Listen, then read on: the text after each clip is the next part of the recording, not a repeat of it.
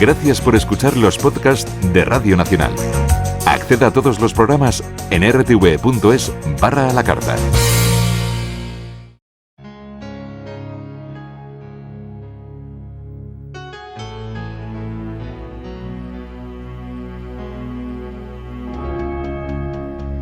A hombros de gigantes, con Manuel Seara Valero, un espacio de radio dedicado a la ciencia. Gracias a los avances en matemáticas e informática somos capaces de simular el vuelo de un avión, el tiempo atmosférico o una prueba nuclear. Y ello es posible gracias a una parte de las matemáticas que se conoce con el nombre de ecuaciones en derivadas parciales y a la teoría de control. Disciplinas que son objeto de estudio en el proyecto europeo DAICON, que tendrá aplicaciones en campos tan dispares como la medicina, la gestión de recursos naturales, las redes sociales, el transporte o en infinidad de procesos industriales. En unos instantes hablaremos con el matemático Enrique Zuazúa, su coordinador.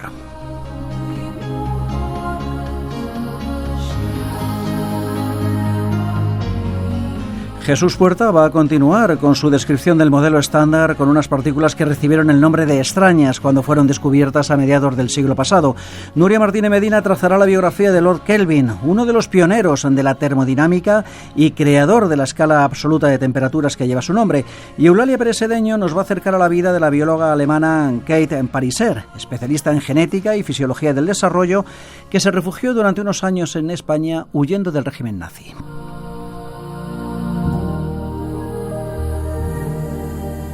Son algunas de nuestras propuestas de ciencia esta noche en Radio Nacional, en Radio 5 Todo Noticias y en nuestra página web para oyentes tan especiales como ustedes.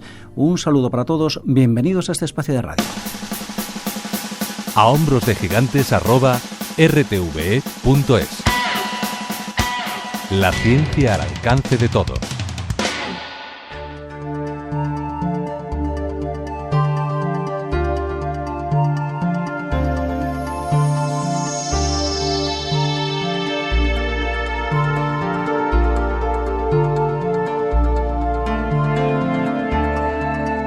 Ya saben que en A hombros de gigantes nos encanta esa cita de Galileo que dice que la filosofía está escrita en ese gran libro del universo que está continuamente abierto ante nosotros para que lo observemos, pero no puede comprenderse sin que antes aprendamos el lenguaje y alfabeto en que está compuesto, que no es otro que el de las matemáticas. Algunos de los procesos que se dan en la naturaleza, desde la circulación de la sangre a la vibración de una cuerda o la difusión del calor, solo los podemos entender si empleamos una parte de ese lenguaje, las ecuaciones en derivadas parciales. Enrique Zuazúa, bienvenido y muchísimas gracias por acompañarnos. Un placer. Enrique Zuazúa es catedrático de Matemática Aplicada de la Universidad Autónoma de Madrid, director de la Cátedra de Matemática Computacional del Centro de Investigación Deusto-Tec en la Universidad de Deusto. Ha sido galardonado con el Premio Nacional de Investigación Julio Rey Pastor y el Consejo Europeo de Investigación le ha concedido una de las prestigiosas becas Advanced Grant para desarrollar el proyecto DAICON, cuyo objetivo es la investigación en este campo de las ecuaciones en derivadas parciales y en teoría de control. Por cierto, que es uno de los pocos investigadores europeos que ha conseguido 2 becas de este tipo de excelencia, ¿no? Sí, la verdad es que tuvimos suerte con eso, mucha suerte. Estamos muy agradecidos, sí.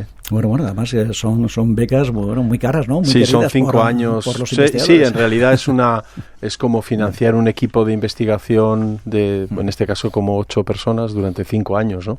O sea, que da oportunidad a gente joven también de formarse, hacer la tesis, estar con nosotros en esa importante fase postdoctoral, ¿no? A caballo entre la tesis doctoral y el empleo fijo. Y bueno, pues tanto en la Autónoma de Madrid como en Deusto, pues estamos contentos de esa financiación y de la oportunidad que nos dan desde Bruselas, ¿no? Que más de un colega le habrá preguntado, oye, ¿esto cómo se consigue? Sí, bueno, efectivamente, las propuestas, fíjate, no son muy pesadas, son relativamente breves para lo que es luego la financiación, que puede llegar a ser hasta 2 millones o 2 millones y medio para 5 años. Y el European Research Council, que se creó, el Consejo Europeo de Investigación, que se creó hace 10 o 11 años en Bruselas, tiene como fin financiar exclusivamente la investigación básica en cualquier área y en principio dicen el único criterio es la excelencia, ¿no? Bueno, este proyecto en concreto, DICOM, una contracción, si no me equivoco, de dinámica y control. Eso es, control dinámico. He leído en la página web del proyecto que su objetivo es abordar una serie de problemas de la vida cotidiana que todavía no han sido resueltos mediante ecuaciones en derivadas parciales y sus métodos de aproximación numérica. Si le parece, bueno, pues vamos a ir por partes, ¿no? ¿De qué tipo de problemas estamos hablando? Bueno, pues un poco lo que comentabas, ¿no? Al principio, el universo es forma en movimiento, yo diría, ¿no? Sí, como humanos, cuando observamos el universo, lo que vemos son formas y movimiento, ¿no? Pueden ser nubes, pueden ser bandadas de pájaros o masas de personas en movimiento, edificios que vibran por efecto del viento. Entonces, las ecuaciones en derivadas parciales son esos modelos de la mecánica del continuo que precisamente tienen como objetivo intentar entender cómo se mueven esas estructuras, esas masas de aire o esos cuerpos elásticos. La teoría del control, el control dinámico en particular, tiene como objetivo guiar esos procesos con el objeto de conducirlos al destino deseado. Es lo que hacemos cuando conducimos un coche, es lo que hacían cuando regulaban desde tierra las misiones espaciales, ¿no? Cuando las regulan para llegar a la Luna o a Marte o poner en órbita un satélite. Y cuando lo vamos pensando nos damos cuenta que estamos rodeados permanentemente de procesos en los cuales ese control dinámico está activo silenciosamente sin que nos demos cuenta, ¿no? El termostato que regula la temperatura, la cisterna fue uno de los grandes. Es algo que, bueno, por supuesto nuestra generación ya nacimos y la cisterna estaba en el baño, pero hace 100 años la cisterna era un objeto raro y fue una gran aportación de la revolución industrial, ¿no? Y es uno de esos mecanismos de control más habituales y más importantes, ¿no? Uno pulsa un botón, se descarga el agua y luego el depósito se vuelve a llenar solo y deja de hacerlo para que no se produzcan inundaciones, ¿no? En una entrevista que le han hecho usted, precisamente, hablando de la cisterna, dijo que quienes nos dedicamos a las matemáticas somos los fontaneros de la civilización tecnológica moderna.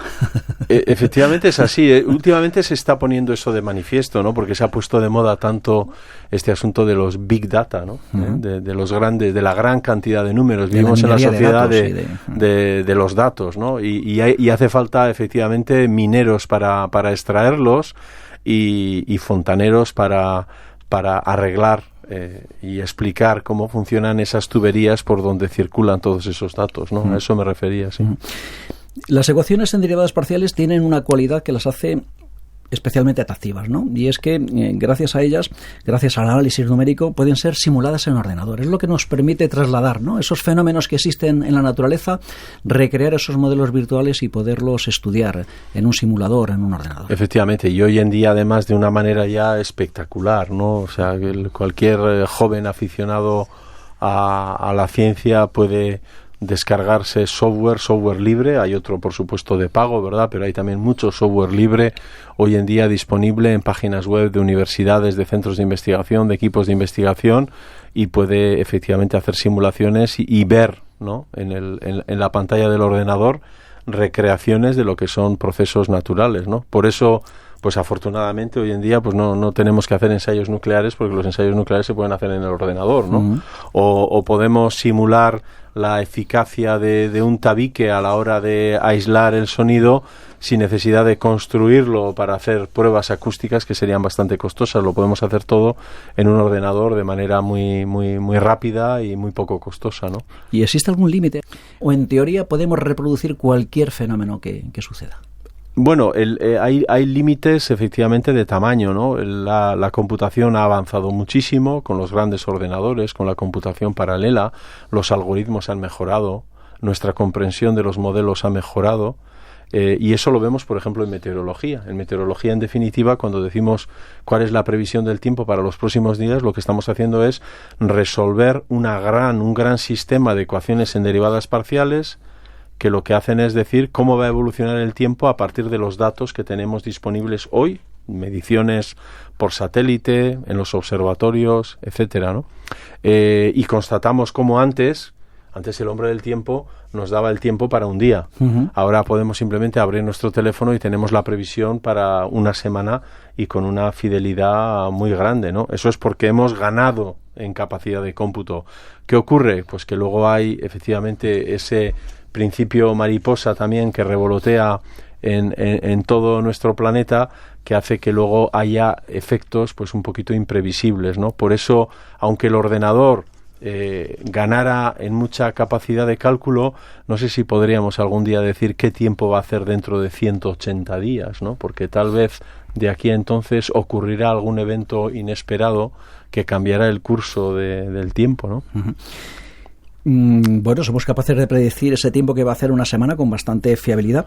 Pero ¿por qué no somos capaces de predecir cuál va a ser el comportamiento de la bolsa al día siguiente? Efectivamente. No sé si eso cae dentro de su campo de estudio o no. Bueno, pero yo creo que sí, es un tema muy interesante, ¿no? Y de hecho yo creo que todo lo que tiene que ver con las ciencias sociales va a ser uno de los grandes campos de expansión de las matemáticas en las próximas décadas, ¿no? Realmente, cuando estudiamos el comportamiento social, pues estamos utilizando el mismo tipo de modelo, el mismo tipo de pensamiento matemático, el mismo tipo de metodología que para estudiar los fluidos, ¿verdad? Los fluidos, eso ya fue Euler el que dijo, bueno, un fluido en el fondo es la unión de una infinidad de gotas de agua.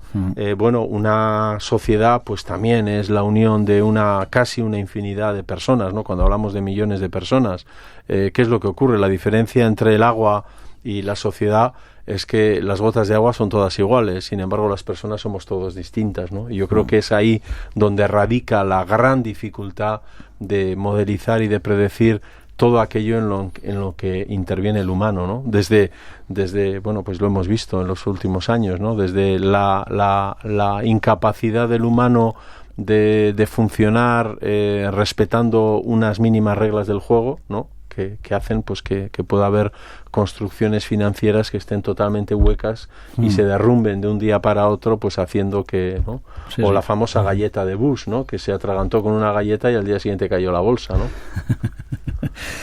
Bueno, ustedes los matemáticos para trabajar solamente necesitan papel, lápiz y una goma de borrar, pero estamos hablando de simulaciones por ordenador, estamos hablando de algoritmos, de complejidad de cálculo. Esta rama de las matemáticas, estas ecuaciones en diferenciales parciales, su gran desarrollo ha sido precisamente gracias, ¿no?, a los avances informáticos. Los avances han sido duales, ¿no? Por una parte, las matemáticas siempre tienen dos carriles, yo diría, ¿no? Uno es su propio carril, el carril de las matemáticas, el central, que es un carril teórico, un poco introspectivo, reflexivo, fundamental, que va a los grandes problemas de las matemáticas, como pueden ser, bueno, en el 1993 se probó el teorema de Fermat por Andrew Wiles, en el 2006 se probó la conjetura de Poincaré por Gregory Perelman. Ahí permanecen todavía 6 problemas del milenio aún abiertos. Pero efectivamente en la Segunda Guerra Mundial, eso lo veíamos hace poco pues muy bien en la película Enigma, ¿no? Donde se narra un poco la historia de Alan Turing para descifrar el código de comunicación secreto alemán nazi en la Segunda Guerra Mundial, y otras películas un poco de la época. Vimos cómo el humano se da cuenta que hay retos que nunca va a poder abordar simplemente con la pura capacidad intelectual, y el humano, para resolver esos problemas, inventa la máquina, inventa el ordenador. Eso que en la Segunda Guerra Mundial fue algo pionero, excepcional, un esfuerzo enorme, pues luego se desarrolla, como hemos visto, hasta el punto que hoy pues con cualquier teléfono podemos hacer un cálculo ya numérico bastante avanzado, ¿no? Entonces, yo diría que los ordenadores son las máquinas que crean los científicos para poder llegar más lejos y más rápido, ¿no?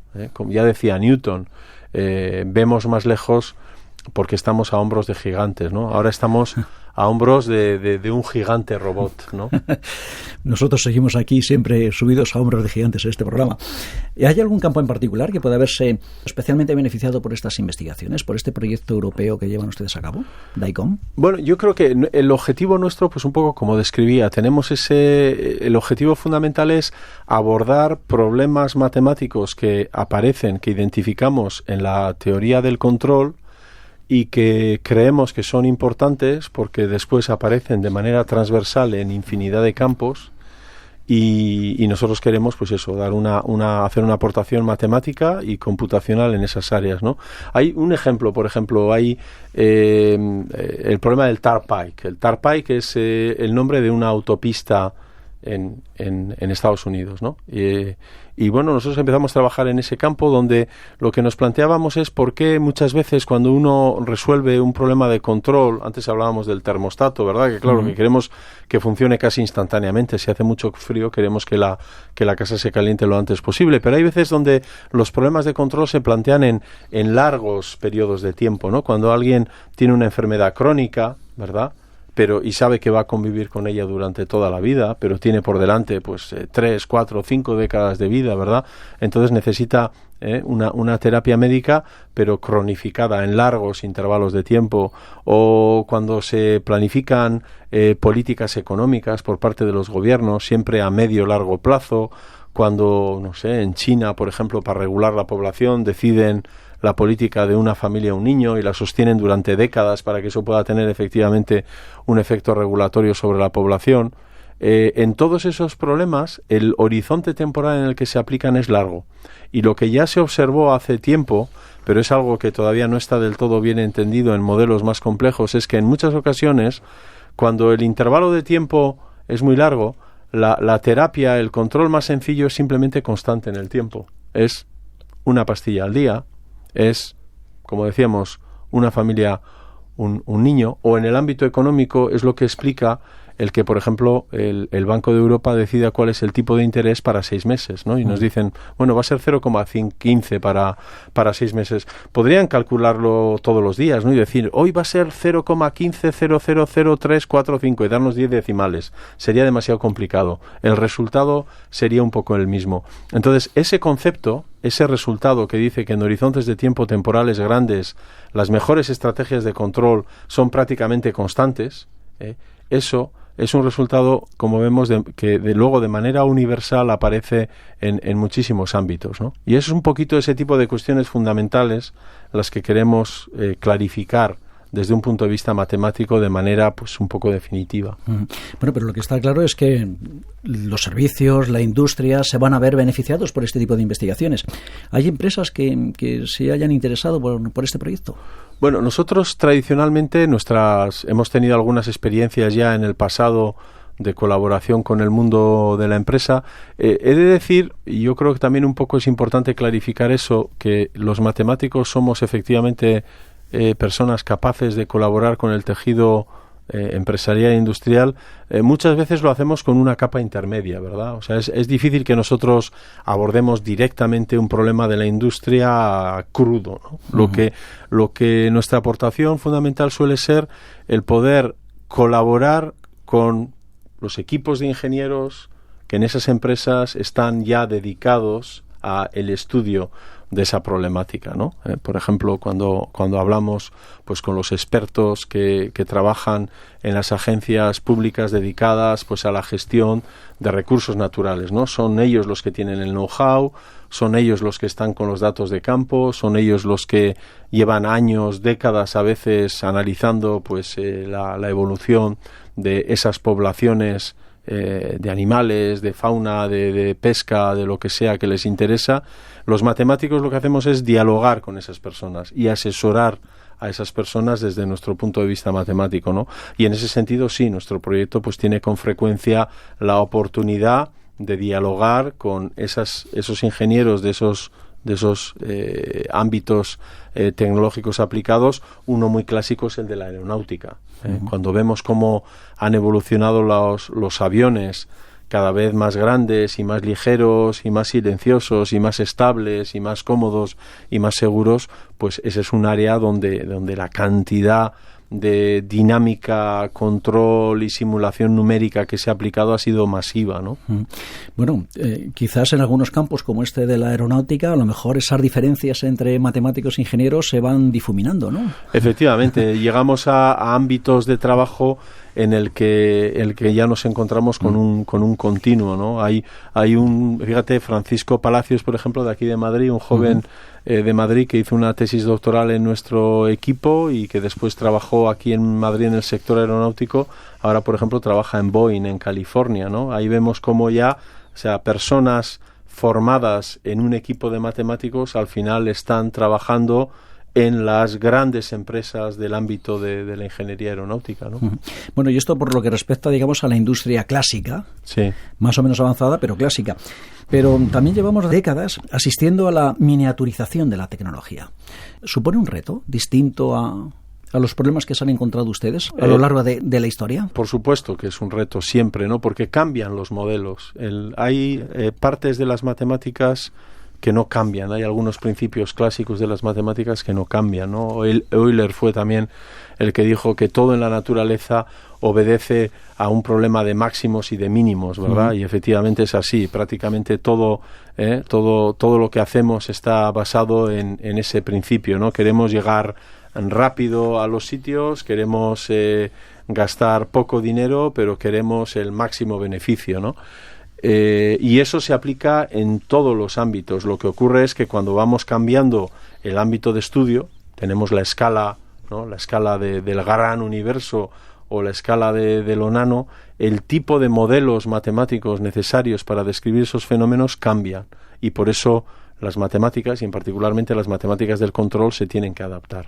Y efectivamente el tipo de fenomenología que puede surgir entonces es de naturaleza distinta, ¿no? Aparecen matemáticas que tienen que abordar múltiples escalas. Si antes estábamos acostumbrados a trabajar en una sola escala, aparecen matemáticas nuevas. ¿Por qué? Porque se pasa de analizar formas geométricas suaves a analizar fractales. ¿Y por qué? Bueno, pues porque simplemente la observación de la naturaleza hizo ver a la gente que, bueno, que hay muchas cosas en la naturaleza que no se pueden describir como un tablero de una mesa con una superficie suave, ¿no? Sino que hay una rugosidad fractal multiescala intrínseca, y entonces las matemáticas se tienen que reinventar de alguna manera, ¿no? Y entonces las matemáticas ellas mismas es una especie de gran árbol que va creciendo. El tronco es el mismo y siempre es válido, porque todo reposa en los grandes clásicos. Pues el teorema de Pitágoras siempre va a ser el teorema de Pitágoras y siempre va a ser fundamental, porque es lo que nos da la comprensión principal, básica, de lo que es el mundo en el que vivimos, ¿no? La distancia a lo largo de una hipotenusa en un triángulo rectángulo, o el número pi, porque está en la propia circunferencia. En breve celebraremos el día de Pi, ¿verdad? Sí, el 14 de marzo. Son aportaciones fundamentales que están en ese tronco, pero luego le van saliendo ramas cada primavera, ¿no? Como a los árboles, y esas ramas les van saliendo precisamente para abordar esos nuevos retos científicos de los que estamos hablando, de la biología, de la astrofísica, de las nanociencias. Bueno, pero a nivel de nanoescala, la mecánica newtoniana, que sirve para la macroescala, ya no sirve o no sirve del todo. Eso es. ¿Puede ocurrir lo mismo con las matemáticas? Que de buenas a primeras se encuentren ustedes con que haya que inventar una nueva matemática porque la tradicional no sirve a ese nivel. Bueno, eso ha ido ocurriendo definitivamente en matemáticas a lo largo de toda la historia, ¿no? Y sigue ocurriendo. Al principio, pues la mecánica newtoniana iba acompañada pues de la geometría euclídea, y luego pues íbamos acompañada pues del espacio euclídeo, que es finito dimensional. Después, cuando se empezaron a estudiar modelos continuos, nos dimos cuenta que las descripciones de las deformaciones de los cuerpos continuos necesitan funciones que viven en espacios de dimensión infinita, y hubo que desarrollar todo un cálculo funcional en dimensión infinita. Y efectivamente luego pues el análisis de Fourier, que servía para estudiar las señales clásicas, se tuvo que readaptar y hablar de ondículas para hacer frente a esas realidades de múltiples escalas. Y efectivamente, cuando hablaba de esas ramas que les van saliendo al árbol de las matemáticas cada primavera, son ramas donde aparecen nuevas construcciones matemáticas que se tienen que adaptar, ¿no?, a esas nuevas realidades, ¿no? Bueno, como usted decía también en otra entrevista, se hace camino al andar. Efectivamente. En este caso está clarísimo que es así. Enrique Zozúa, catedrático de Matemática Aplicada de la Autónoma de Madrid, director de la Cátedra de Matemática Computacional del Centro de Investigación Deusto-Tec de la Universidad de Deusto, coordinador del proyecto europeo DICOM. Que tenga mucho éxito con este proyecto y bueno, a ver si cuando acabe consigue otro, ya será el tercero. Efectivamente, lo intentaremos. Muchas gracias. Muchísimas gracias, un abrazo. Ha sido un placer.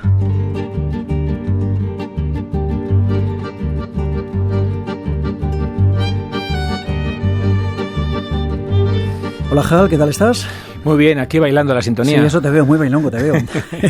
José Antonio López Guerrero es investigador en biología molecular, profesor de la Universidad Autónoma de Madrid. Y no lo pueden ustedes comprobar, pero ya se lo digo yo, muy bailongo, y además le gusta mucho el chocolate, haciendo honor a esta sintonía. Los indígenas taínos fueron los habitantes precolombinos de las Bahamas, las Antillas Mayores y el norte de las Menores, que desde la desembocadura del río Orinoco fueron asimilando a otras culturas de las diferentes islas que iban conquistando. Todo eso, Hal, sin embargo, cambió con la llegada de los europeos, ¿verdad? Sí, bueno, eso parece. Cuando Colón llegó a estas islas caribeñas, los caciques taínos gobernaban Haití, República Dominicana y otras islas. Los asentamientos tenían varios miles de individuos y vivían a ratos bien, me imagino, y a ratos no tan bien, a ratos a leches, con sus vecinos, las tribus caribes. Bueno, sea como fuere, según los relatos de los conquistadores españoles, los indígenas taínos se habrían extinguido décadas después de la llegada europea, algo que estudios recientes parecen desmentir. Sí, estudios que aparecen en un editorial de Science señalan que los genes de los supuestamente extintos isleños del Caribe se seguirían encontrando en personas vivas actuales. Pero muchos científicos e historiadores siguen creyendo que los taínos fueron aniquilados por las enfermedades, por la esclavitud y por otras brutalidades. Eso se creía, pero como digo, un estudio genético de restos de hace solo 1000 años, de las Bahamas, muestra que al menos una población caribeña moderna estaría relacionada con indígenas precontactos, es decir, precolombinos de la región. Algo contrario, como estamos diciendo, a la idea de extinción taína. Bueno, ¿y cómo se llevó a cabo el estudio? Pues el estudio surge de la Universidad de Vanderbilt, Nashville, en Tennessee. Los restos esqueléticos provienen de un sitio llamado Preacher's Cave en Eleuthera, en una isla de las Bahamas. Hasta ahí llegamos. Ojalá, me gustaría llegar hasta esa isla físicamente. Los arqueólogos comenzaron a excavar allí a principios de la década de 2000 para sondear las primeras llegadas europeas a las Bahamas, puritanos que se refugiaban en la cueva después de, por ejemplo, de un naufragio, pongamos por caso. Mientras excavaban, también encontraron artefactos más antiguos, asociados con la cultura indígena, como decía antes, precontacto, incluyendo un puñado de entierros muy bien conservados. Y claro, a partir de ahí vino el estudio del ADN. Sí, con la colaboración de un experto en ADN de la Universidad de Copenhague. La cosa no fue nada fácil, puesto que el ADN se deteriora más rápido en ambientes cálidos y húmedos que en los fríos y secos, lógicamente. Se intentó con los dientes de 5 entierros de la caverna del Predicador, allí por esas cuevas. Al final solo uno tenía ADN adecuado como para secuenciarlo. Ese diente, Manuel, era una joya. Una joya que no se desaprovechó. En absoluto. Era un diente de una mujer que vivió hace, como decíamos, unas 1000 primaveras, según datación de radiocarbono. La secuencia del ADN proporcionó la imagen genética más completa de un individuo taíno precolombino hasta la fecha, según informaron desde las actas de la Academia Nacional de Ciencias de Estados Unidos. Bueno, y esa joya, ese diente, ¿qué información dio? Sí. Pues más sorpresas y alegrías, que, como se suele decir, que un huevo Kinder. Se apuntalaron evidencias arqueológicas sobre los ancestros y la cultura taína.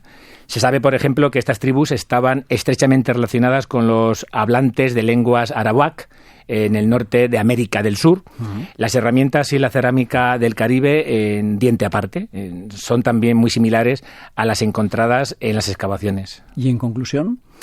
Pues se sugiere que hace unos 2.500 añitos los ancestros de la mujer estudiada migraron desde la costa norte de América del Sur hacia el Caribe, en lugar de llegar a las islas a través, como se pensaba, de la península de Yucatán o de Florida.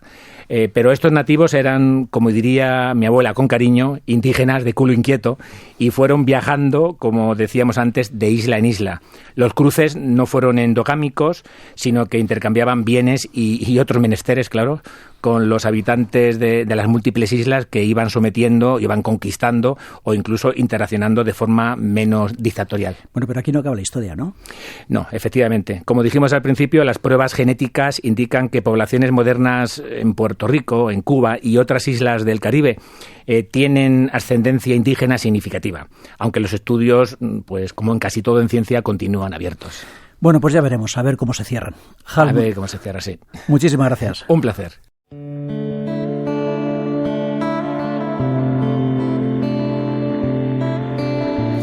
Vamos a abrir un nuevo capítulo de nuestra historia de la ciencia. El británico William Thomson, más conocido como Lord Kelvin, es uno de los pioneros de la termodinámica.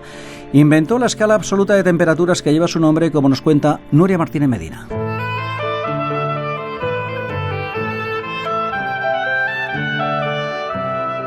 El físico matemático inventor británico William Thomson, más conocido como Lord Kelvin, nació el 26 de junio de 1824 en Belfast, Irlanda. Fue el segundo hijo de James Thomson, profesor de matemáticas y de ingeniería en la Royal Belfast Academical Institution, y de Margaret Gardner. Su madre murió en 1830 cuando William tenía 6 años. Thomson fue un niño prodigio y desde bien pequeño demostró una gran habilidad e inteligencia. Ingresó en la Universidad de Glasgow a los 10 años. Publicó su primer artículo sobre matemáticas a los 16.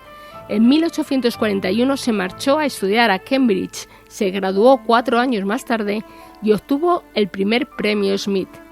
Luego se trasladó a París y durante un año trabajó en el laboratorio del químico y físico francés Henri Victor Regnault, quien por aquel entonces llevaba a cabo sus minuciosas investigaciones sobre el vapor.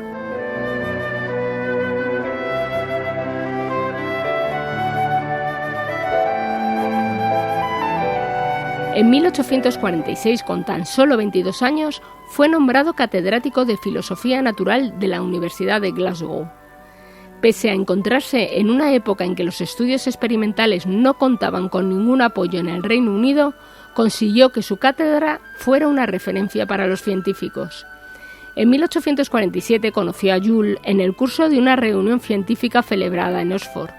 Ambos se hicieron muy amigos y Kelvin comenzó sus investigaciones en el campo de la termodinámica.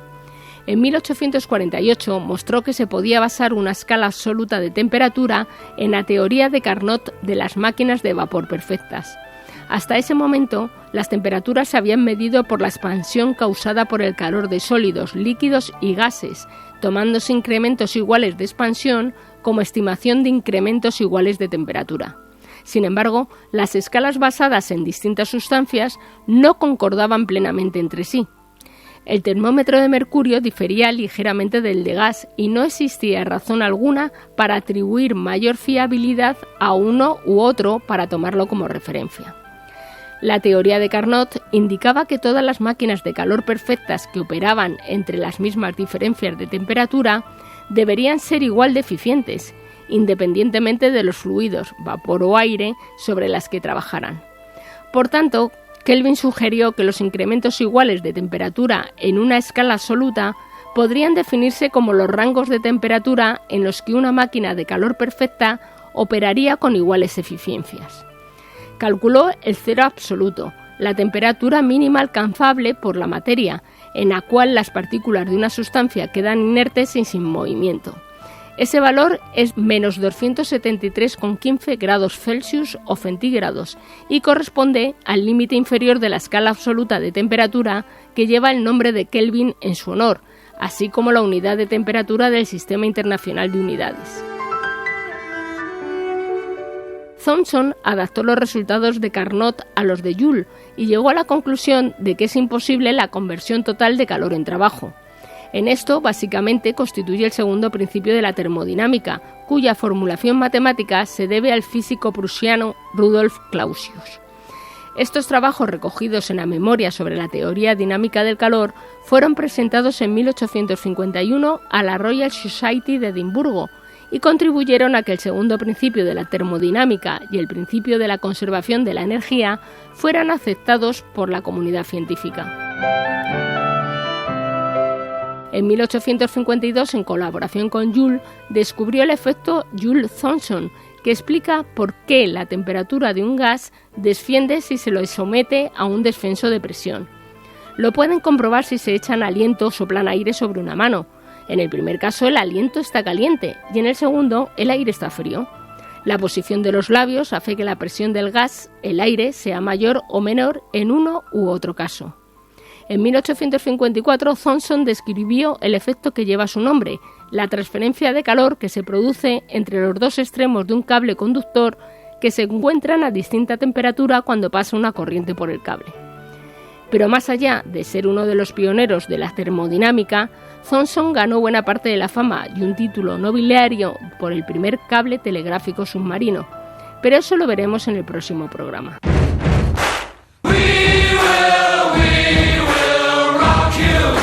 A hombros de gigantes.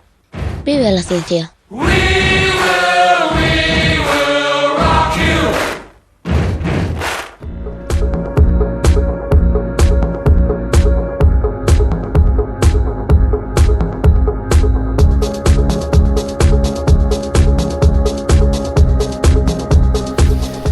Jesús Puerta, ¿qué tal estás? Hola, buenas noches. Jesús Puerta es investigador de la Unidad de Excelencia María Emaeztu CIEMAT Física de Partículas. Y es el responsable de esta sección en la que tratamos de desentrañar la intimidad de la materia, ¿no? Bueno, más allá incluso del átomo. Si es que es posible, ¿verdad? Asomarnos. Desde luego, a simple vista, no, Jesús. No.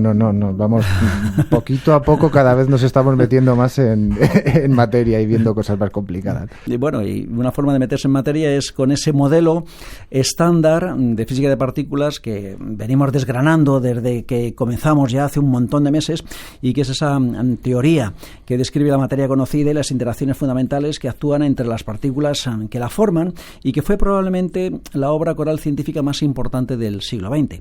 Desde hace muchos programas, como digo, estamos describiendo cómo se llegó a formular desde las primeras partículas hasta la actualidad. Bueno, recuérdanos, ¿por dónde vamos? Bueno, pues vamos, aún apenas estamos llegando a los años 50 del siglo XX y ya tenemos una buena familia de partículas que contar. Hasta ahora hemos hablado de las partículas que forman la materia ordinaria, que son los átomos, protones, neutrones y electrones, de los fotones que forman la luz, de los neutrinos, que son las partículas más pequeñas que existen, y algunas partículas un poco menos conocidas que mencionamos en programas anteriores, como los piones y los muones. La cosa se está cada vez complicando más, es más complicado de entender y más complicado para mí de explicar. Bueno, pues ánimo, venga, ¿de qué nos vas a hablar hoy? Pues hoy voy a hablar de unas partículas que llamamos las partículas extrañas. No quiere decir que sean partículas con 5 ojos y 3 pies, sino que son partículas que cuando se descubrieron se les asignó un número cuántico que se denominó extrañeza. Por eso reciben este nombre. Esto de los números cuánticos, que no paro de hablar de ellos, son simplemente magnitudes que se conservan en procesos cuánticos. No son todos ellos fáciles de entender. Por ejemplo, uno que sí se entiende bien es la carga eléctrica. La carga eléctrica de una partícula es un número cuántico. Y es fácil de entender que en una reacción la carga eléctrica que tenemos antes de la reacción y después de la reacción tiene que ser la misma, se tiene que conservar. Pues hay otros números cuánticos que son menos evidentes, menos fáciles de entender, que también necesitan conservarse en las reacciones. Por ejemplo, hablamos del número leptónico en ocasiones anteriores. Otro número cuántico importante sería, por ejemplo, el número bariónico. Los bariones, que son partículas muy pesadas. Para entender cómo se generó, cómo se propuso ese número bariónico, hay que plantearse lo siguiente. En su día, los investigadores estudiaban todas las partículas que tenían sobre la mesa y se preguntaron por qué el protón es una partícula estable, es decir, por qué en condiciones normales no se desintegran notas como pueden hacer el neutrón, el muón, el pión. Todas estas partículas al producirse se desintegran en otras conocidas. Para explicarlo definieron un número cuántico llamado número bariónico que, tal como el resto, como la carga eléctrica, etcétera, debe conservarse en reacciones. Y el protón, al ser el barión más ligero, no puede desintegrarse en otros de forma espontánea, por lo cual es una partícula estable. Para los estudiantes avanzados que nos estén oyendo, sabrán que esto de los bariones son partículas compuestas por 3 quarks, pero como todavía no hemos hablado de los quarks en este contexto, pues mejor no mencionarlo. Esto de los números cuánticos a este nivel puede parecer un poco prehistórico, pero bueno, hay que ponerlo en contexto. Todo esto fue definido antes del establecimiento de la teoría de quarks, que era una forma que tenían los investigadores de ir clasificando las partículas conocidas. Y atando cabos, ¿no? Bueno, entonces, ¿en qué consiste ese número cuántico que has mencionado al principio, ese número extraño que mencionabas. Sí, es cierto, estoy divagando, ya me estoy yendo a otros terrenos. El descubrimiento de estas partículas extrañas supuso un antes y un después en física de partículas, ya que comenzó por fin a dar indicios de lo que después va a derivar en la teoría de quarks. Hasta entonces, todas las partículas que se habían descubierto tenían de algún modo una razón de existir. Todas tenían su aplicación en la naturaleza, digamos. Unas componían la materia, otras las interacciones, etcétera, etcétera. Al finales de los años 40, a principios de los 50, se empezaron a observar en cámaras de niebla con rayos cósmicos varias partículas nuevas. Algunas eran más pesadas que el protón, eran los lambdas, deltas, sigmas, todas ellas llamadas con letras griegas, eran llamadas bariones, que viene del griego pesado. Uh-huh. Algunas eran más ligeras, eran como piones, más ligeros que el protón, pero más pesados que el pión. Eran kaones, partículas Roff, etcétera, etcétera. Cuando empezaron a aparecer toda esta marabunta de nuevas partículas, a todos les pilló por sorpresa y no se les ocurrió llamarlo otra cosa que partículas extrañas. Sí, muy originales. Ya ves. Pero bueno, por esa regla de tres, toda partícula que aparece de nuevas, ¿no?, debería ser llamada extraña. ¿Qué tenían estas en particular? Pues sí, todas deberían ser extrañas y todas son extrañas en principio, pero una cosa distinta de estas otras partículas, para llamarlas de este modo, era la diferencia entre sus modos de producción y de desintegración. Mientras que la producción se producía de forma muy rápida, con interacciones de piones y protones en el núcleo, con tiempos de producción del orden de 10 a la menos 23 segundos, la desintegración se producía de una forma mucho más lenta, con vidas medias de 10 a la menos 10 segundos, que puede parecer rapidísimo, pero fíjate la diferencia entre unos y otros. De magnitudes, ¿no? De menos 23 a menos 10. Sí, sí. Esto indicaba de algún modo que los procesos eran de distinta naturaleza, unos más fuertes y otros más débiles. Y con esto ya he destripado el final de la película, porque fue la primera evidencia de la diferencia que hay entre las magnitudes de la interacción fuerte, de lo que hoy conocemos como interacción fuerte, y de la interacción débil. En principio, aunque vieron que había esa diferencia, no pudieron formularlo de forma adecuada. Así que esta discrepancia la resolvió Abraham Pais, el cual postuló de nuevo la existencia de un número cuántico más. Ya llevamos unos cuantos. Y este lo llamó extrañeza. Por eso estas partículas se llaman partículas extrañas. Este número se conserva en interacciones fuertes, en las interacciones más rápidas, pero no en las interacciones más lentas o débiles, como hemos llamado antes. Y esto, aunque puede parecer arbitrario a día de hoy, bueno, sabemos que lo que habían hecho era descubrir el tercer quark. Conocíamos el U y el D, el up y el down, que forman los protones y neutrones, y por primera vez observaron estos hadrones que contenían este quark nuevo, este tercer quark, que se llama quark S o strange, o extraño. De extrañeza. De extrañeza. Uh-huh. Bueno, esto se está convirtiendo ya en una gran familia, ¿eh? Sí, ya tenemos un montón, decenas de partículas, aquí cada una con sus números cuánticos y sus propiedades, y la cosa se va a complicar cada vez más, porque cuando llega la hora de los aceleradores, esta gran familia al final se transforma en un zoo. Ya vamos a tener una cantidad ingente de partículas. Va a llegar el momento de tener que clasificarlas y buscar algo más allá, que bueno, ya he dicho al final de la película, va a ser la teoría de quarks. En otro programa hablaremos de esta gran familia y uno más. Y uno más y muchos más. Jesús Puerta, muchísimas gracias. Gracias, buenas noches.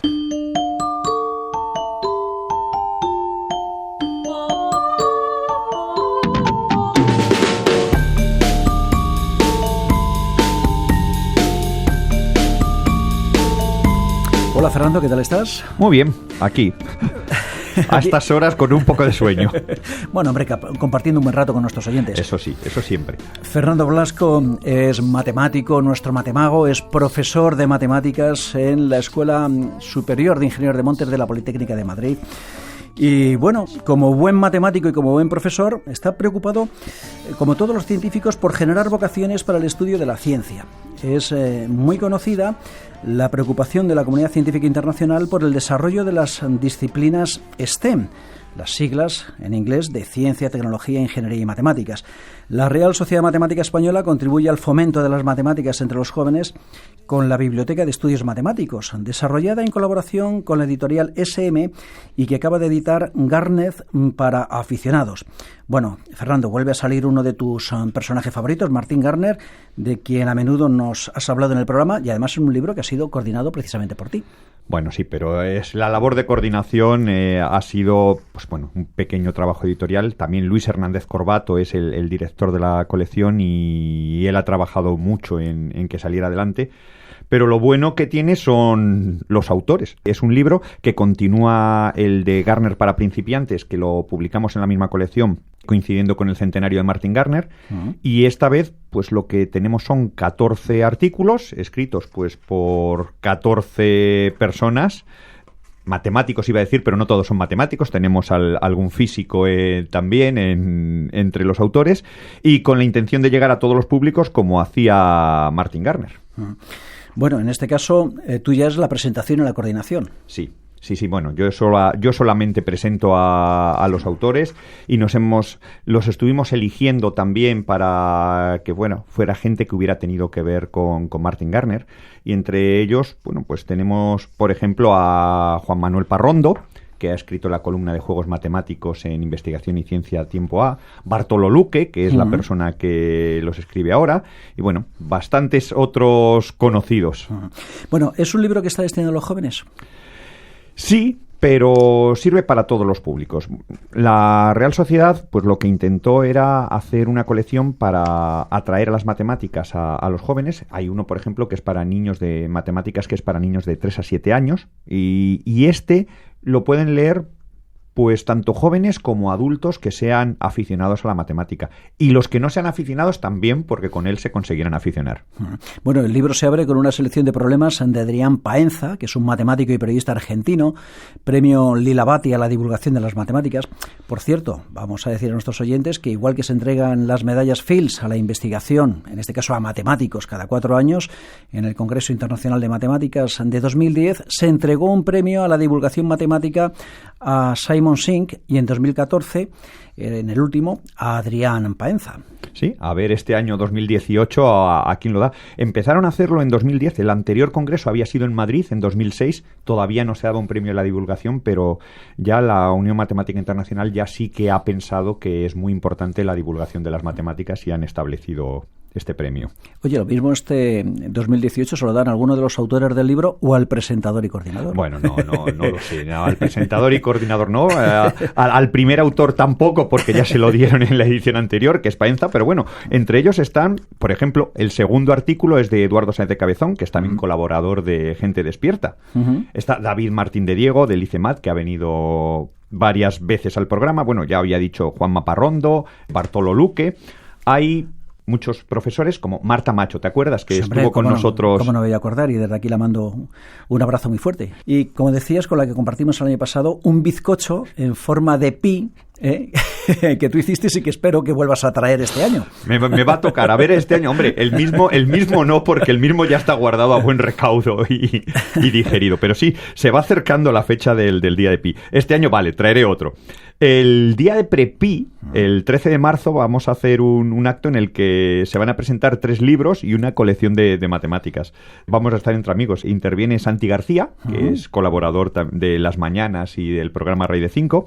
Estará otros que han pasado por el programa, como Ágata Timón o Manuel de León, que estuvo hace muy poquito, y yo también intervendré en la presentación. Creo que, además de la presentación, Santi, tú vais a hacer alguna demostración. Sí, vamos, Santi hace monólogos científicos acompañados con canciones, ya lo conocen también los oyentes, y yo, pues yo haré mis cositas de magia matemática. Lo realmente importante son los libros, el contenido de los libros, pero bueno, para que todos los asistentes lo puedan pasar bien, pierdan miedo a las matemáticas, haremos unas matemáticas cercanas. Bueno, va a ser el día de Prepi, el 13 de marzo. ¿Dónde? Va a ser en la sede de la Universidad Nebrija, en Madrid, es la calle Santa Cruz de Marcenado 27, el 13 de marzo a las 6:30 de la tarde. ¿La entrada es libre? Sí. Es libre, es un acto conjunto de la Real Sociedad Matemática Española y la Nebrija, y bueno, pues todos los asistentes, libre hasta completar aforo. Ajá. Vale, y este es el día de Prepi. Luego el día de Pi es el... El día de pi es el 14 de marzo, que es porque la fecha, tal como se pone en inglés, el 3.14, y también las principales sociedades de matemáticas, por un lado la Real Sociedad Matemática Española y la Federación Española de Sociedades de Profesores de Matemáticas, han puesto en conjunto una serie de actividades para celebrar el día de pi. No soy tampoco muy partidario de elegir esta fecha, pero sí me parece muy bien que hayamos cogido una fecha en concreto para sacar las matemáticas a la calle, a los medios, y que todo el mundo pues pueda disfrutar con ellas. Cualquier excusa es buena para ello, llámese día de pi, o llámese día de Gauss, o llámese día de... Perfecto. Fernando Blasco, muchísimas gracias. Un placer.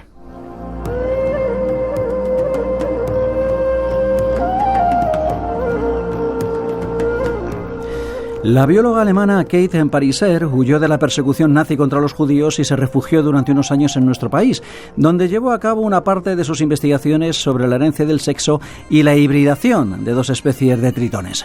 Nos lo cuenta Eulalia Pérez Sedeño, profesora de investigación del CSIC.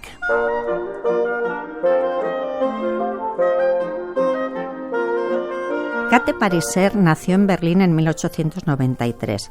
Se formó en Alemania con Richard Goldschmidt, director del Departamento de Genética y Biología Animal del Instituto de Biología Kaiser Guillermo. En ese departamento realizó sus primeras investigaciones en la aparición de estados intersexuales en diversas especies.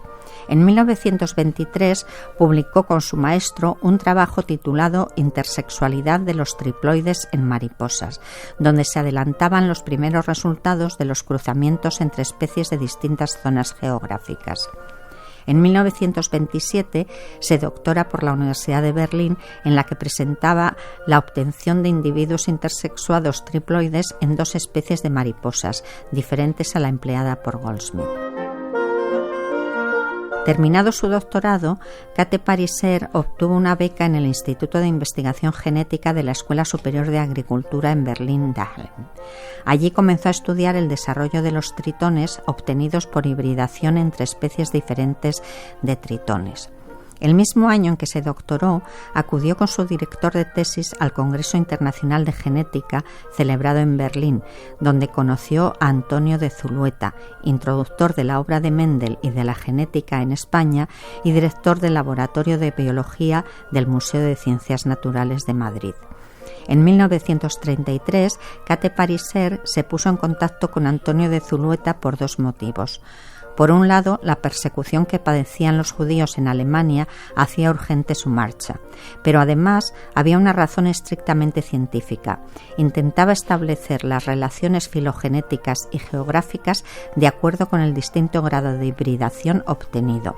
Para ello, Pariser quería realizar cruzamientos con otras especies extranjeras, como el tritón marmoratus, que se encuentra en el norte de la península ibérica.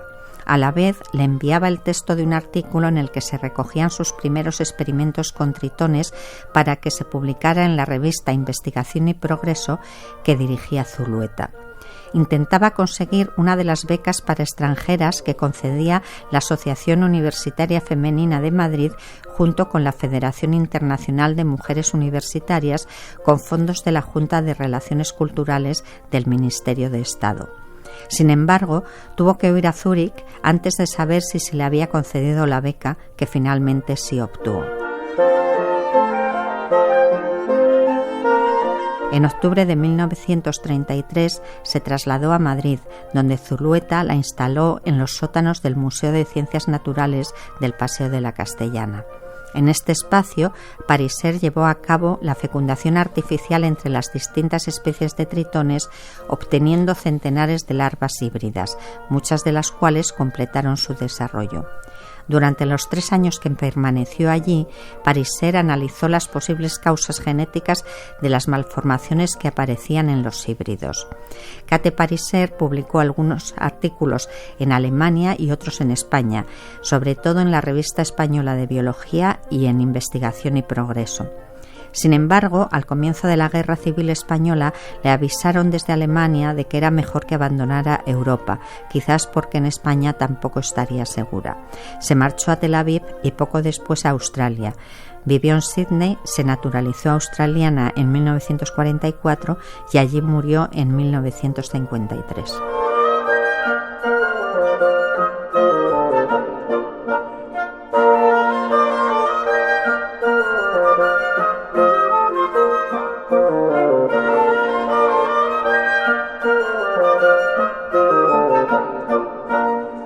Les recordamos nuestra dirección de correo electrónico donde pueden dejar sus comentarios y sugerencias a hombrosdegigantes@rtve.es.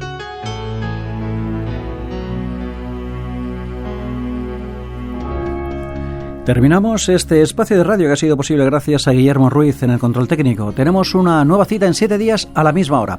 Hasta entonces, ya lo saben, no hay nada mejor que un buen libro. Sean felices.